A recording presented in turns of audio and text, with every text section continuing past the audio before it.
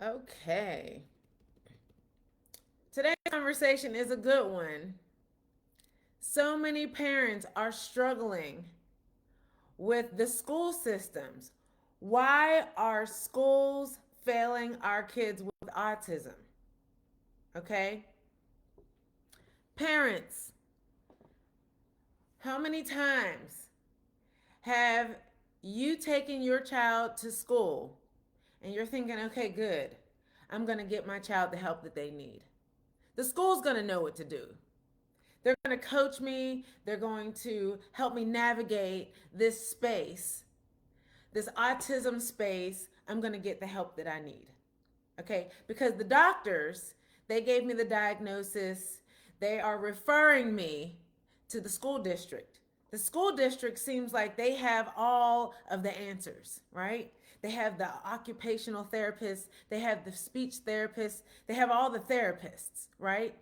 Even if your child is in ABA, the um, applied behavioral application, I forget what the acronym is, but it's basically the end all be all for children. But the school, yeah, the school is like the wraparound, right?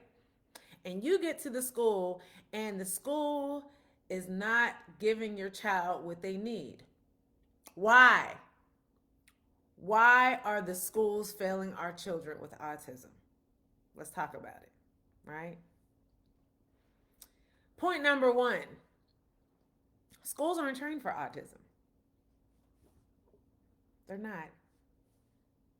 They're not. Not really. They're just managing behavior.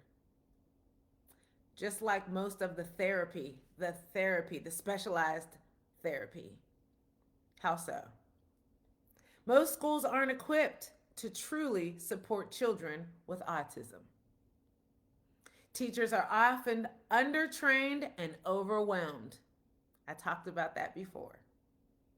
So instead of building understanding or communication skills, they focus on managing meltdowns or disruptions. This leads to missed learning opportunities and more isolation. Yeah, they're trying to work on just trying to manage the class with the autistic child or children in the classroom. They're managing behavior. And then they say things to the parent like, well, Johnny had a good day today. And what that means is he didn't disrupt us too much today. He didn't bother me too much. We were able to get through the day without too many tantrums, without too many disruptions. That's what that means. Because they're not really trained on disruptions. They're overwhelmed. And they really don't know what to do other than to try to control the child's behavior. And what does that mean for your child? Because you're not really teaching the child much of anything. That's one of the reasons why the school is failing the children with autism. Okay.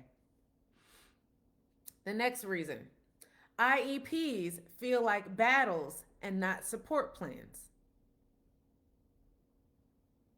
Parents walk into IEPs, in individualized education plans, ready to advocate, but end up fighting for the basics like speech therapy, extra time, sensory breaks. Extra time meaning, the child needs extra time for lunch to eat their food or to take tests or to complete tasks, right?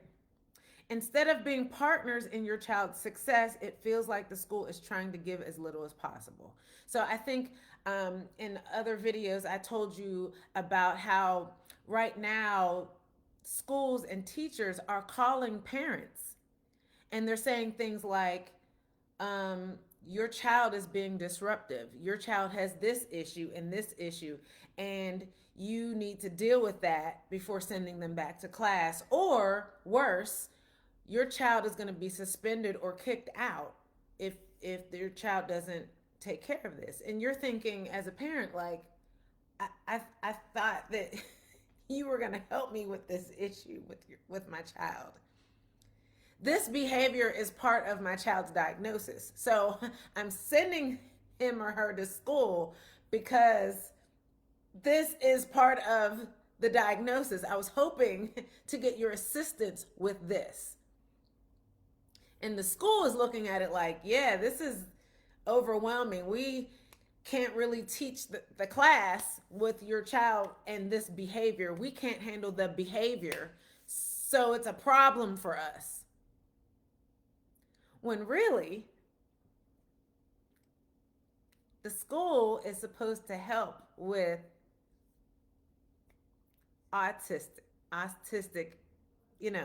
the autism diagnosis and what to do about it. They're supposed to help with that, right? But they can't manage the behavior, so they're like, yeah, we don't know what to do.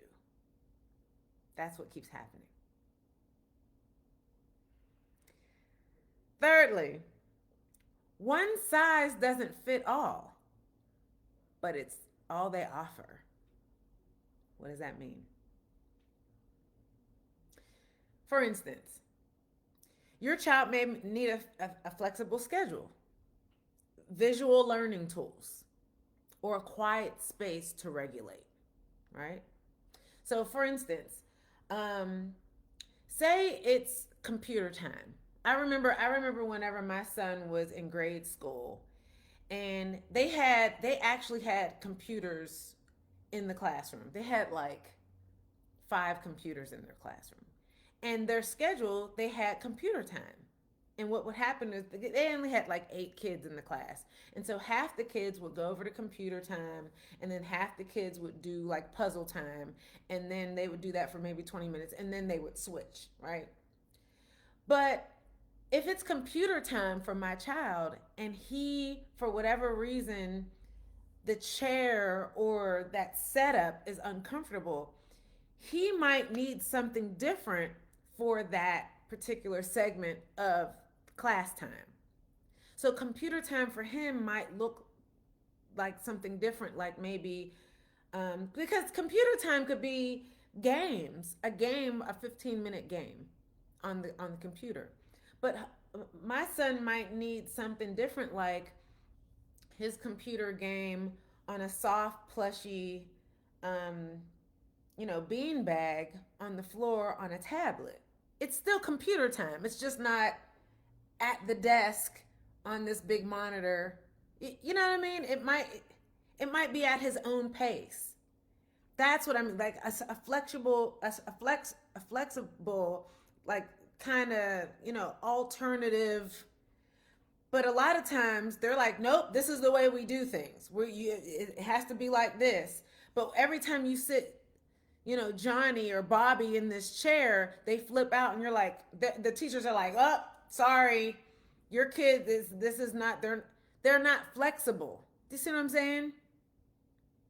Schools often push them into rigid systems not designed for neurodivergent children.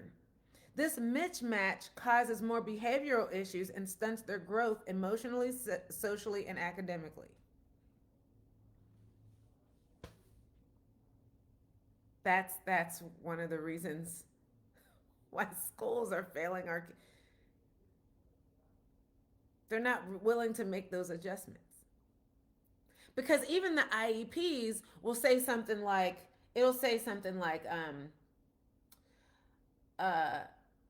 to be able to,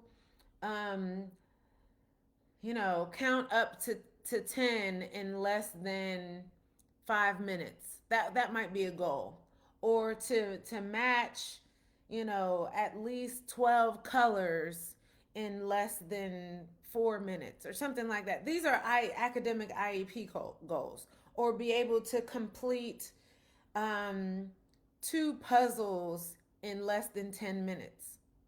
Well, if the puzzles are on the computer, but your son or daughter won't sit at their computer station,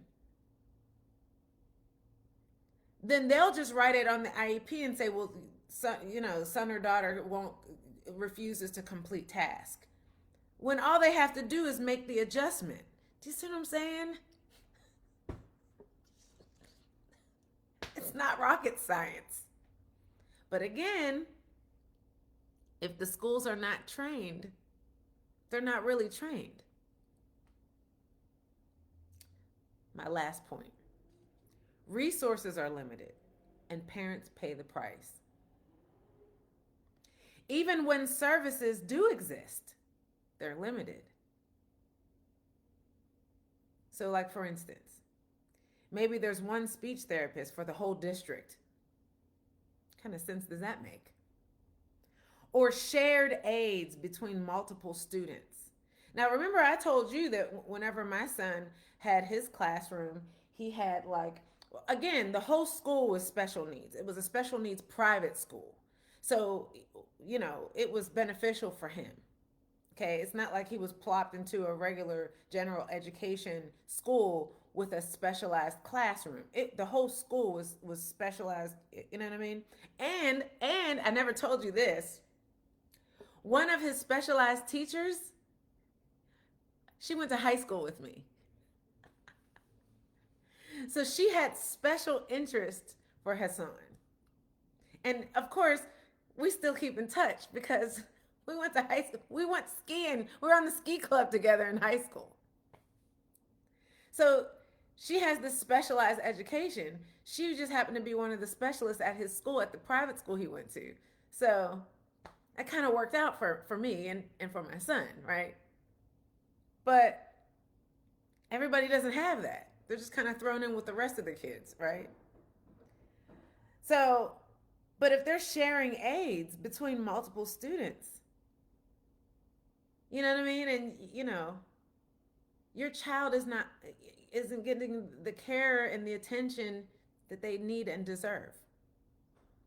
Your child's progress then stalls, and you're left paying out of the pocket for private evaluations, tutors, therapists, all the things to fill in the gap.